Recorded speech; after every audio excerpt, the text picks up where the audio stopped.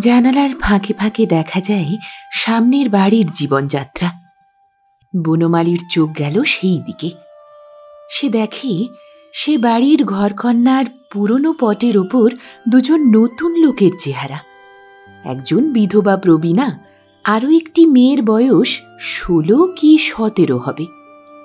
আরও একদিন দেখা গেল মেয়েটি ছাতের চিলেকোঠায় পা মেলে বই পড়ে, কোনোদিন বা বইয়ের ওপর কাগজ রেখে চিঠি লেখে। একদিন বাধা পড়ল। সেদিন সে খানিকটা লিখছে চিঠি, খানিকটা খেলছে কলম নিয়ে, আর আলসের ওপরে একটা কাক আধ খাওয়া আমের আঁটি ঠুকরে ঠুকরে খাচ্ছে। এমন সময়ে যেন পঞ্চমীর অন্যমনা চাঁদের কণার পেছনে পা টিপে টিপে একটা বড় মেঘ এসে দাঁড়াল। মেয়েটি আধা বয়সী। বালিকার কোল থেকে তার না শেষ করা চিঠিখানা সে আচমকা ছিনিয়ে নিলে। ছাতে আর মেয়েটিকে দেখা যায় না। কখনো বা গভীর রাতে ওই বাড়ি থেকে এমন সব আভাস আসে যার থেকে বোঝা যায় সংসারটার তলা ফাটিয়ে দিয়ে একটা ভূমিকম্প বেরিয়ে আসবার জন্য মাথা ঠুকছে। এমনই কিছুদিন যাওয়ার পরে কার্তিক মাসের সন্ধেবেলা ছাদের উপর আকাশ প্রদীপ জ্বলছে।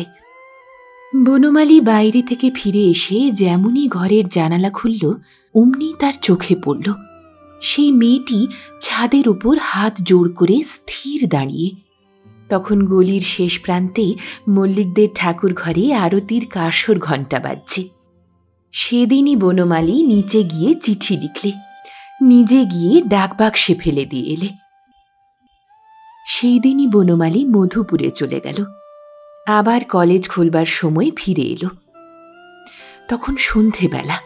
সামনের বাড়ির আগাগোড়া সব বন্ধ, সব অন্ধকার।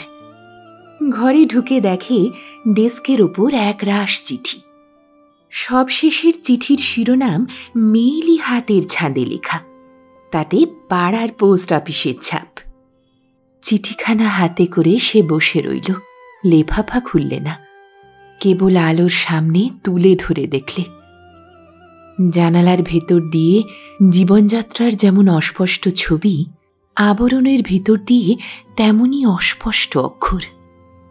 একবার খুলতে গেল, তারপরে বাক্সের মধ্যে চিঠিটা রেখে চাবি বন্ধ করে দিলে, আর শপথ করে বললে, এ চিঠি কোনো দিন খুলব না। শুনছিলেন একান্তের 3 মিনিট। আরও দীর্ঘ সময়ের গল্পের জন্য শুনতে থাকুন গল্প একান্তে।